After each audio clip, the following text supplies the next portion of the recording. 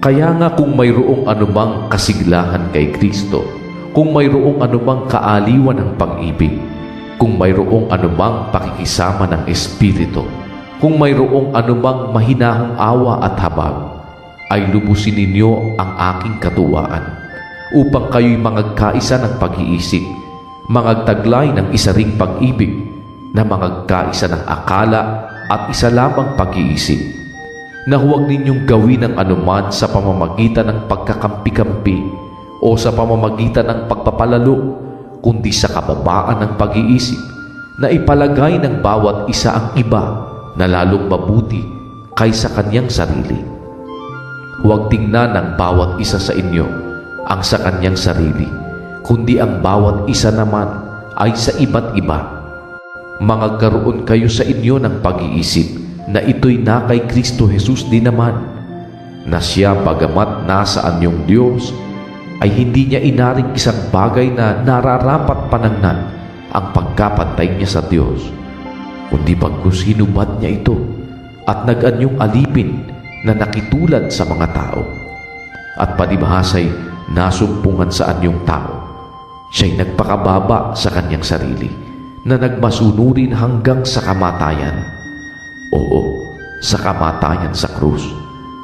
Kaya siya naman ay pinakadakila ng Diyos, at siya'y binigyan ng pangalang lalo sa lahat ng pangalan, upang sa pangalan ni Jesus ay iluhod ang lahat ng tuhod ng nangasa langit at ng nangasa ibabaw ng lupa at ng nangasa ilalim ng lupa, at upang ipahayag ng lahat ng mga dila na si Hesukristo ay Panginoon sa ikaluluwalhati ng Diyos Ama.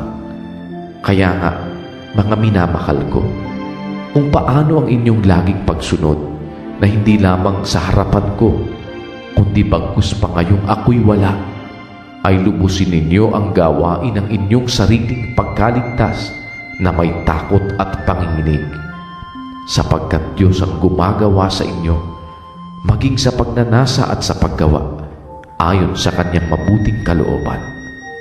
Gawin ninyo ang lahat ng mga bagay na walang mga bulong-bulong at pagtatalo, upang kayo'y maging walang sala at walang malay, mga anak ng Diyos na walang dungis sa gitna ng isang lahing liko at masama, na sa gitna nila'y lumiliwanag kayong tulad sa mga ilaw sa sanglibutan, na nagpapahayag ng salita ng kabuhayan, upang may ipagkapuri ako sa kaarawan ni Kristo, na hindi ako tumakbo ng walang kabuluhan, ni nagpagalman ng walang kabuluhan. Oo, kahit ako'y maging hain sa paghahandog at paglilingkod ng inyong pananampalataya, ako'y nakikipagkatuwa at nakikigalak sa inyong lahat. At sa ganyan ding paraan, kayo'y nakikipagkatuwa naman at nakikigalak sa akin. Datapwat inaasahan ko sa Panginoong Jesus na suguing madali sa inyo si Timoteo, upang ako naman ay mapanatag pagkaalam ko ng inyong kalagayan.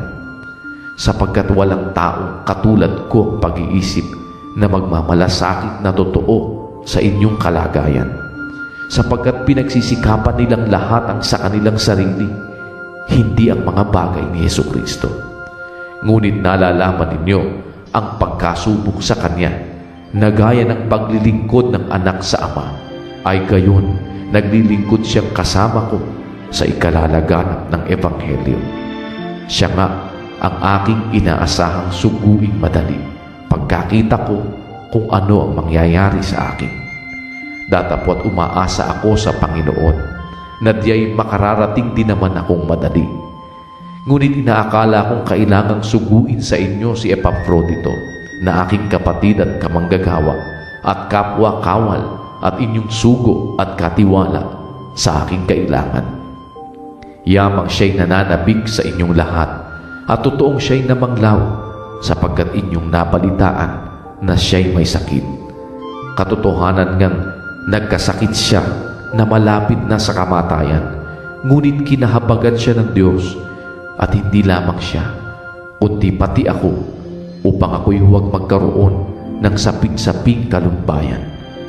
Siya nga'y sinugo kong may malaking pagpipilit, upang pagkakitang muli ninyo sa Kanya, kayo'y mga galak at ako'y mabawasan ng kalumbayan.